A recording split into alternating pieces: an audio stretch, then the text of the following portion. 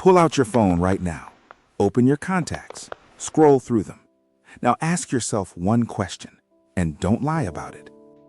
If something genuinely bad happened tonight, not an inconvenience, something real, who could you call? At 2 a.m., with nothing rehearsed, no update on your career, no everything's good, man, just the truth. How many names? For most men watching this, if they're being honest, the answer is 1, maybe 2. For a lot of you, it's 0. That's not a personal failure. That's an epidemic, and nobody is talking about it. 2,000 years ago, a Roman named Seneca saw this exact thing happening to the men around him. He wrote about it with a precision that should make every modern man uncomfortable. So tonight, we read it back. There is a crisis happening to men right now, and almost no one is naming it. Men have fewer close friends than at any point in modern history. The number of men who report having 0 close friends has multiplied. Men over 30 are statistically the loneliest demographic in the developed world. But the studies miss the texture of it. It's not that men are sitting alone in dark rooms. They're surrounded by people, coworkers, wives, group chats, gym buddies. The guy at the coffee shop who knows their order. But surrounded is not the same as known. Most men have networks. Few men have friends. There's a man in your life. You go to his wedding, you drink his beer, you text on his birthday. You'd say he's one of your closest friends. Now ask yourself, when's the last time you told him something true? Something that scared you? Something you haven't told anyone? If you're like most men, the honest answer is never. Not because of him, because of you. Because somewhere along the way, men were taught that friendship is something you had in your 20s, something you maintained in your 30s, and something that just sort of evaporates after that.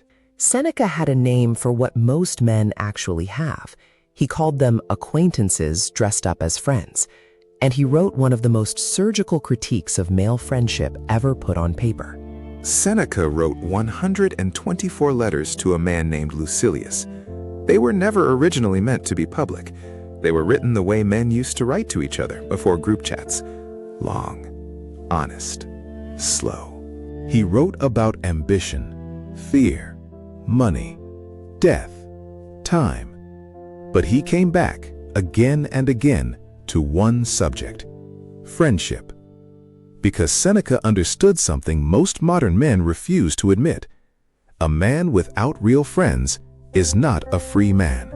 He's a man who has outsourced his entire emotional life to 1 or 2 people, usually his partner, and is silently drowning under the weight of being known by no one else. Seneca refused to let his friend live that way, so he wrote him letters. What he said in those letters is the medicine the modern man needs most. Let's get into it. Seneca breaks friendship into 2 categories, and almost every modern man's relationships fall into the wrong one. He writes, "He who seeks out friendship for what he can get out of it has secured a friend who will assist him in case of bondage. In case of trouble, this friend will be off." Most male friendships are transactional. You don't realize it. He doesn't realize it. But the friendship was built on a function, and when the function disappears, so does the friendship. You played on the same team. You worked at the same company. You lived in the same building. Your kids went to the same school. The structure provided the friendship. You didn't build it. So when the team disbanded, when one of you got promoted, when someone moved cities, the friendship just stopped. With no fight, no betrayal, just silence. And men do this thing where we tell ourselves it's normal. Life happens. Everyone's busy. We'll catch up soon. We won't.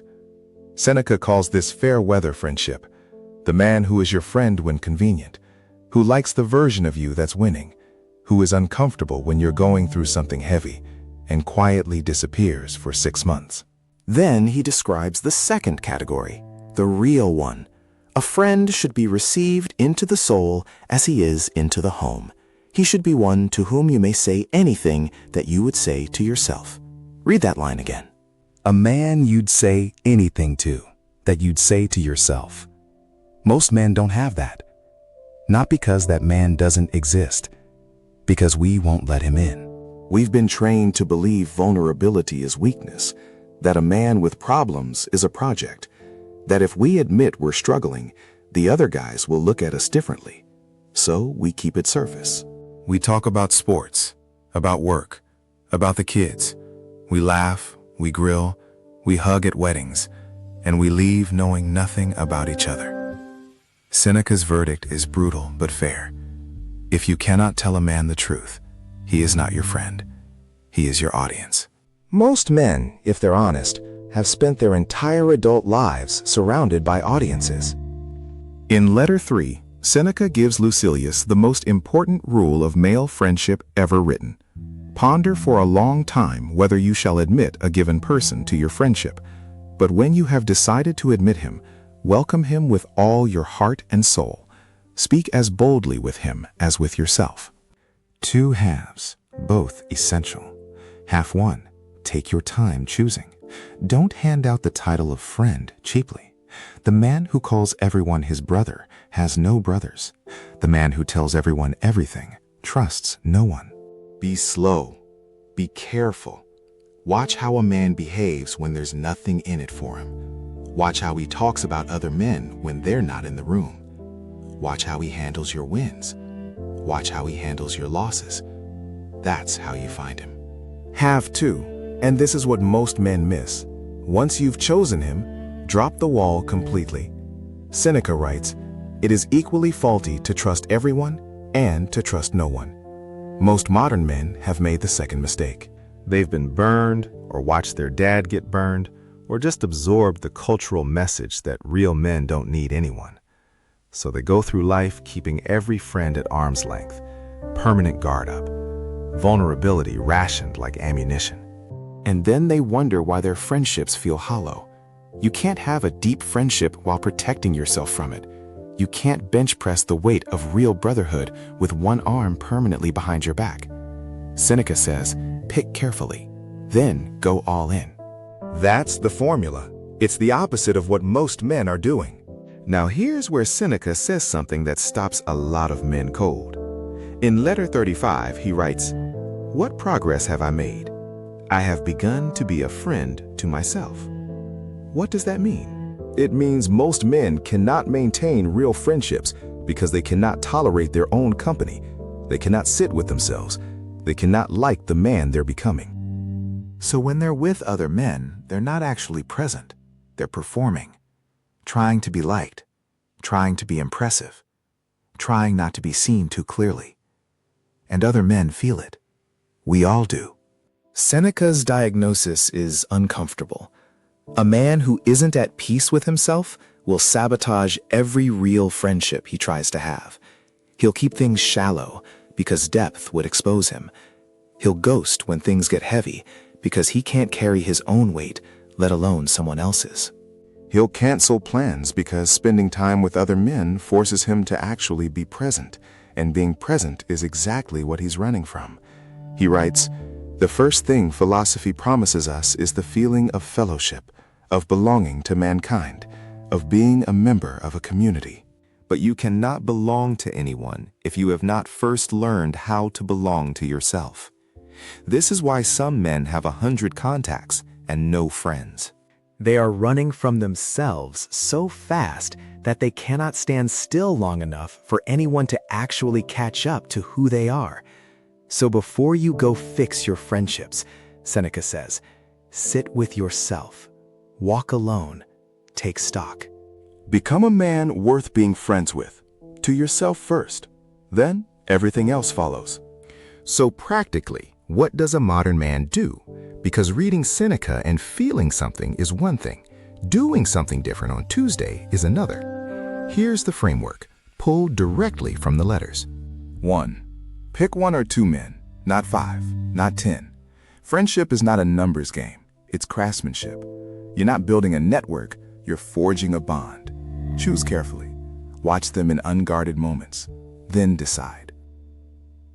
2. Say something true this week to one of them. Something you'd normally bury. Not a trauma dump, just the actual truth about how something is going. I've been struggling with. I'm not as okay as I've been pretending. I miss when we used to. Watch what happens when you go first. Most of the time, he's been waiting for somebody to crack the surface. 3. Schedule it. Friendship in your 30s and 40s does not happen organically. The structure that gave you friends in your 20s is gone. You will not run into your friends. You will not catch up soon. If you don't put it on the calendar, it doesn't exist. Monthly call, weekly walk, quarterly trip, whatever it is, commit to it like it's a meeting that pays your mortgage. Because in a real way, it does. 4. Show up when it's inconvenient. Seneca says the test of friendship is not the good times. It's whether the man comes when there's nothing in it for him. The hospital, the funeral, the 11 p.m. phone call. Be that man for someone, and one day you'll find out who was that man for you. That's how it gets rebuilt. Slowly, deliberately, manually. It's the least exciting answer in the world. It's also the only one that works. Seneca ended one of his letters to Lucilius with a line that, for any man who has been quietly drifting from the people who used to know him best, should land hard. He wrote, "I am writing this not for the many, but for you, for we are sufficient audience for one another." We are sufficient audience for one another. That's what real friendship is. One man being fully known by another. No performance, no update, no version, just known. Most men don't have that anymore, and most men are too proud to admit they want it. But you're watching this at what, 11 p.m., alone, with a feeling in your chest you can't quite name? Then admit it, and do something about it this week. Text the friend you've been meaning to text. Pick up the phone. Say the true thing. You don't have decades. None of us do. Seneca's parting gift to Lucilius, and to you. Cherish some man of high character, and keep him ever before your eyes, living as if he were watching you. Find that man. Be that man. The rest of your life depends on it. If this video found you at the right time, share it with the man you've been meaning to call. That's the assignment. Subscribe to the Better Man Project. We'll see you soon.